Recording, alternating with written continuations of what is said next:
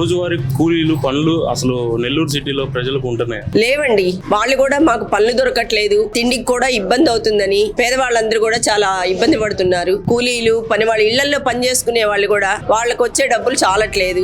ఆటోలు అవి పెడితే వాటి మీద ఫైన్లు వేసి వాటి మీద రూపాయి ఇచ్చింది 2 రూపాయలుగా లాగేస్తున్నారు అని అంటున్నారే కానీ ఎవరు కూడా సంతోషంగా అయితే ఏమీ లేరు. సారు గెలిస్తే అందరూ మాకు ఒక ఉపాధి దొరుకుతుంది, మేము ఆ ఉపాధి మీద సంపాదించుకుంటాము, మేము బాగుంటాము, వాళ్ళు ఇచ్చే రూపాయి మాకు అక్కర్లేదు, మాకు ఏదో 1 రూపాయి ఇస్తున్నామని వాళ్ళు చెప్పుకుంటున్నారు కానీ ఆ రూపాయితో మాకు గడవట్లేదు అని చెప్తున్నారు. ఆంధ్రప్రదేశ్ లో అసలు యువతకి ఉద్యోగ అవకాశాలు ఉన్నాయా?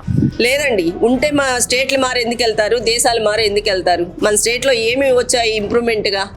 ఏ కంపెనీస్ రాలేదు, వచ్చిన కంపెనీస్ అన్ని కూడా వెనక్కి తిరిగిపోయాయి. ఇప్పుడు మన స్టూడెంట్స్ కూడా చాలా బాధపడుతున్నారు. ఆ యూత్ అంతా కూడా మాకు జగన్ ప్రభుత్వం మారాలి, మళ్ళీ మంచి కంపెనీస్ రావాలి, చంద్రబాబు నాయుడు రావాలి, మాకు సాఫ్ట్వేర్ ఉద్యోగాలు కంపెనీలు అన్నీ వస్తే మేము కూడా ఇక్కడ మా తల్లిదండ్రులతో తోడుగా ఉంటూ మా ఉద్యోగాలు మేము చేసుకోవడానికి మాకు సంతోషంగా ఉంటుంది. పెద్దవాళ్ళు అయిపోతున్నారు తల్లిదండ్రులు కూడా అని వాపోతున్నారు.